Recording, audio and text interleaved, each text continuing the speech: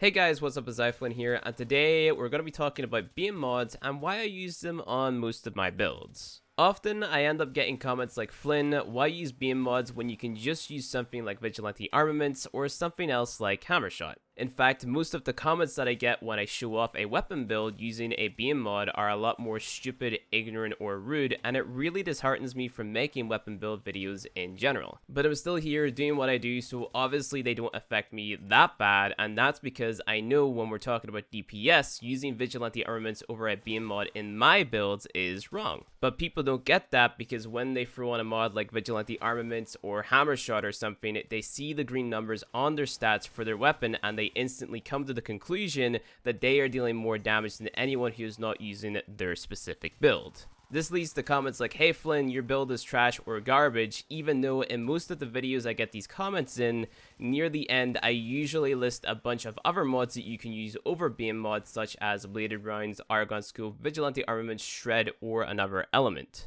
Not that the commenters would know that because the average view time on my videos is 4.5 minutes, so these people who are commenting don't even watch the full video. I also want to stress this, it's not like I'm using Prime Bane mods in every single one of my builds. Heck, if you've ever been in one of my live streams over at twitch.tv/iflynn, I stream Tuesdays to Sundays from 12 PM UK time to 8 PM UK time. You'll know that I usually spend almost entire streams working on my builds, making builds that fit my playstyle, but are also interchangeable so people can look at my build and swap out mods to fit their playstyle. Take my recent Nezha build for example, I built him for a speed tank completely neglecting range because I simply never use his 4, and a common comment that I got on the video was this build is trash because it has negative range, or some form of that comment. But if you were to take a second look at the build and do a little bit of thinking for yourself, you would realize that all you had to do to add range to the build would be remove Narrow-Minded and swap it for Overextended,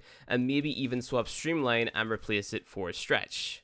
Just because my build does not suit your playstyle in particular does not instantly make my build trash or not new player friendly, as I've also had a lot of people comment that too. But if we ignore all of that and get on to the point of the video, I use Prime Bane mods on pretty much all of my crit rifle builds, and the question that I get is why? It's actually pretty simple, but it's not something that a lot of people know about, and to get a better understanding of it, like who else better to explain it than a developer themselves? So this is one of DE Glenn's tweets. He streams quite often over at twitch.tv/DE Badhorse, fixing bugs, doing endurance runs, trying to spot memory leaks and other tedious things like that. And around the release of Bane mods, the public opinion of them, funnily enough, was pretty low, which prompted a tweet from Glenn himself saying, little known fact, Bane mods stack 3 times for the toxin from gas procs. A rank 10 Bane is 3.7 times the final multiplier on the damage over time. The hit gets plus 55%, then the gas area of effect stacks another 55%, then the toxin damage over time stacks another 55%. Other damage over times like bleed stack twice too. This is what we call triple dipping or double dipping. So I wouldn't be surprised if 99% of you have never heard that term ever used in Warframe, because if my comments are anything to base off, absolutely no one except a given few amount of people have ever used or researched Bane mods. But to simplify it, a slash proc will double dip, meaning the damage will stack twice, and a gas proc will triple dip, meaning the damage stacks 3 times. So you may be like, Flynn, cool, that's awesome information, but how does that even apply to my weapon builds if I'm not running gas or a heavy slash weapon? So this is where Hunter Munitions comes into play. Hunter Munitions is a mod that gives you 30% chance to apply a slash status proc to an enemy on critical hit. Now this is great because that 30% chance does not have to pull from your damage pool of impact, puncture, slash, and other elements, and just focuses on slash, meaning that if you're using a high crit chance weapon such as the Baza, Tenora, Soma, Tiburon, etc., you're going to be proccing a lot of slash procs, which is great because we're going to be using Bane mods to amplify the slash damage, the damage over time. Once you pair that with the likes of gas procs or viral procs, you have some insane damage potential even going through armor. So for example, if you're shooting a heavily armored enemy like a heavy gunner or a bombard, your best option would be run a viral build, which will half their health and then run a high crit weapon with 100 munitions so your slash procs are dealing more damage over time through the enemy's armor, affecting their half health directly. A build like this, because you're effectively eating away the enemy's health through their armor slash shields, are the highest DPS builds you can get in the game right now. And for people who don't know what DPS means, it means damage per second. Having builds where you can get the highest number possible are totally fine depending on what it is you're doing. So let's say, for example, Eidolon fights. Having mods to increase your base damage number as much as possible on your Lanka, like Vigilante Armaments or a Riven, are great depending on the role that you're playing. But what I absolutely can't stand is when a player or commenter is so rude, stupid, or ignorant to completely dismiss a build because they either 1, don't have a Bane mod, 2, are too lazy to swap their Bane mod for another one in between missions, or just number 3, don't understand the concept of DPS and are chasing the highest numbers on their weapon stats 24/7. Newsflash, these are all personal problems and they don't affect how good or bad a mod is on someone's build. So let's actually address the most common arguments as to why someone would not use a Bane mod. So number 1 is, I don't have the Bane mods, which I think is a fair argument because they are locked behind Barrow, the Void Trader, who comes bi-weekly. However, one of the great things about Warframe is our player-run economy, where you can trade the premium currency known as Platinum for in-game items such as the Bane mods. So let's go ahead and take a look at the current prices for all 4 of the Bane mods on Warframe.market, a trading website. Prime Bane of Infested's lowest price right now is 39 Platinum. Prime Bane of Corpus is 50 Platinum.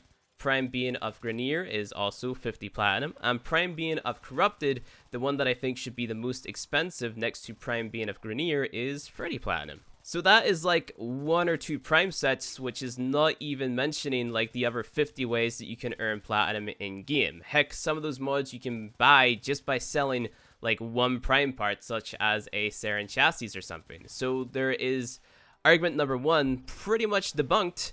Let's move on to argument number 2. I'm too lazy to swap between mods in between my missions. By that logic, you're missing out in a lot of damage in almost every mission that you play because different elements affect how much damage you deal against different factions.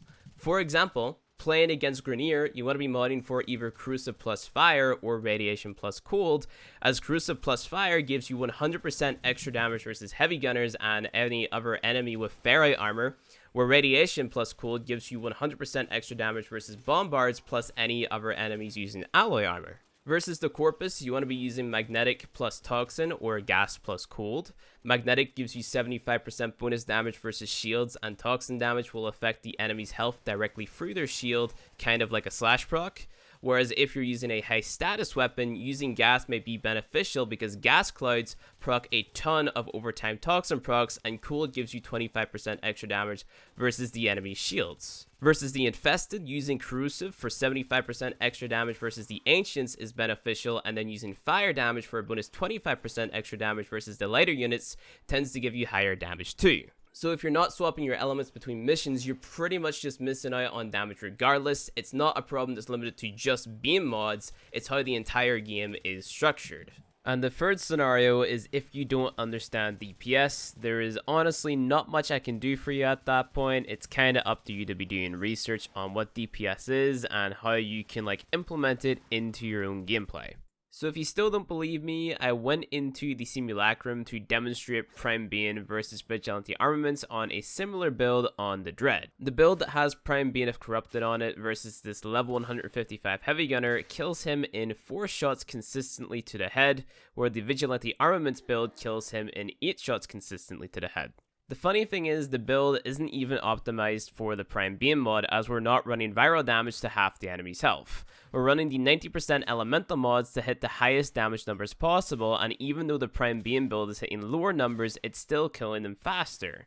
Mind-blowing concept, right? In fact, the Dread build where you run 100 munitions plus the Prime Bane mod and the dual stat viral can kill heavy gunners in as little as 2 shots to the head with no Warframe buffs at all. Now trust me, I totally get it, not everybody is able to use Prime Bane mods because they are quite expensive. If you're buying it from another player, you're spending platinum plus 1 million credits, and then on top of that, you're spending 40,000 endo and 1.9 million credits to get the mod to max rank, which sure, totally understandable, use bladed rounds, Argon scope, vigilante armament, or another element, and that was in order of highest to lowest DPS, by the way. But if you're gonna be the guy who watches a YouTube video, sees someone hit high numbers because they're using every mod under the sun to raise the weapon's base stats, and then use a buffing frame like Mirage, Chroma, or Rhino to deal even more damage on top of that, and then you go on to another YouTuber's build video, one of their discords, or even the Warframe community discord, and be ignorant,